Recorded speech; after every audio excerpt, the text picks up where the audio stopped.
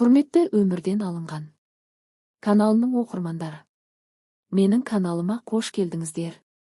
Әңгімені соңына дейін тыңдап, менің каналыма жазылуды ұмытпаймыз. Сәлеметсіздер ме? Сіздерге өзімнің басымнан өткен оқиға жайлы айтып бергім келеді. Әрбір ата-анаға сабақ болар жағдай деп ойлаймын. Маған ауыр сөз айтпауларыңызды өтінемін, онсыз да жүрегім жаралы. 2021 жылы танымайтын кісі, нағашы жеңгемнің туысы, алып қашты. Ол кезде жасым 28-де еді. Ата-анам, жасың келіп қалды, қала ғой бағың шығар деп баталарын берді. Күйеуімді мүлде танымасам да амалсыз көндім. Күйеуім көп ағайынды болған соң бізді бөлек жіберді. Көп қабатты үйдің 7 этажынан квартира жалдап тұрдық. Күйеуім менен 5 жасқа үлкен еді, көп аса сөйлемейтін тұйық жан. Үлкен жүк көлігін айдайды. Бір апта үйде болса, 2 апта жолда. Ал мен қарапайым бухгалтер қызметінде едім. Күнделікті бір сарынды өмір өтіп жатты.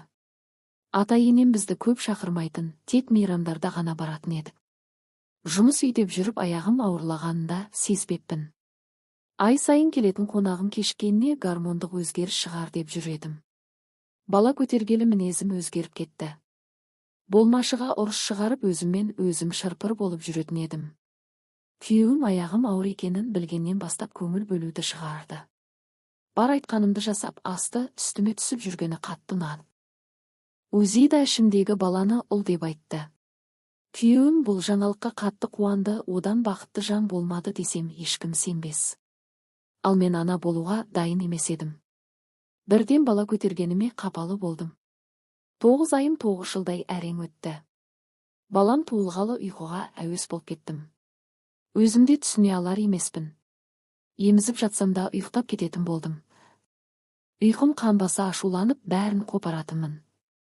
Күйеуім барынша маған қамқор болып көмектесіп жүр. Енемде келіп 40 күн күтіндіріп бар жағдайымды жасап кетті. Сонда да мен бейбақ жақсылықты түсінбедім. Әр нәрседен мен іздеуден шаршамадым. Күйеуімде бара-бара жүйкесі шаршаса керек. КамАЗ айдауға ұзаққа кетті. Балам 4 айлық болды. Мен ашуымды баладан алатын болыппын. Кішкентай өмірді танымайтын балама айғайлап бүлдіріп қойса, шымшып алып састың деп айғайлаушы едім. Ақымақ басым соншалықты төмен болғаныма, онымен қоймай қарғап-сілеп жүре бердім. Балам 7-8 айлық болып қалды, еңбектеп қылық шығарып жүрді. Кейде жақсы көріп кетем, кейде ұрып тастаймын. Сондағы тамақты кейінге жақтың деп, өліп қалғыр сұмырай тамақ жеуді білмейсің ақымақ деп басынан салып қалатын кездерім есіме түссе, өзімді жек көріп кетемін. Шырылдап жылап қалатын баламды одан бетер үніңді өшір деймін, өлтіремін сені, жап аузынды деп айғайлап, аузымнан бір жақсы сөз шықпаушы еді. Тек күйеуім келгенде ғана менің үнім өшетін. Ол әкесі ұлын жақсы көруші еді. Жасым 30-ға жақындап босанған баламды неге осыншалықты қинағанымды түсіне алмаймын. Жаным қиналып 9 ай бойы оны көтердім ғой. Ол өмірмен арпалысып дүниеге әкелдім. Бірақ оған жақсы өмір сүргізбедім. Балам көбінде емуші еді, емседе тыныштықпен ембейтін таяқ жеп жылап еңіреп еметін еді. Күйеуім келуге 1 күн қалды. Үйді жинап алуды шештім, терезені жуып жатқанда баламның омырау емгісі келіп жылай бастады. Сенде бір тоймайтын шошқа екенсің деп жекіп емізіп жатып көзім ілініп кетіпті. Қанша ұйықтағанымды білмеймін, қатты шудан оянып кеттім. Жанымда балам жоқ, оны іздеп таппадым. Түсіне алар емеспін, есік жабық, ол қайда кетті? О, жоқ құдайым ау, ұлым терезеден құлап кетіпті. Далада толған адам, скорый, полиция келіпті. Не істерімді білмей шыңғырып жылай бердім. Аяқ қолым дірілдеп барады. Баламды емізуден алдын терезе алдында орындықты қойып ұмытып кетіппін. Балам сол орындық арқылы шығып ашық тұрған терезеден құлап кеткен. 7-ші этаждан құлаған баламның сау жері қалмаған. Не бәрі 8 айлық бала еді, өзімді тоқтаусыз ұра бердім. Баламның өліміне мен кінәлімін. Оған аналық махаббатты бере алмадым, оны неге соншалықты жек көрдім екен.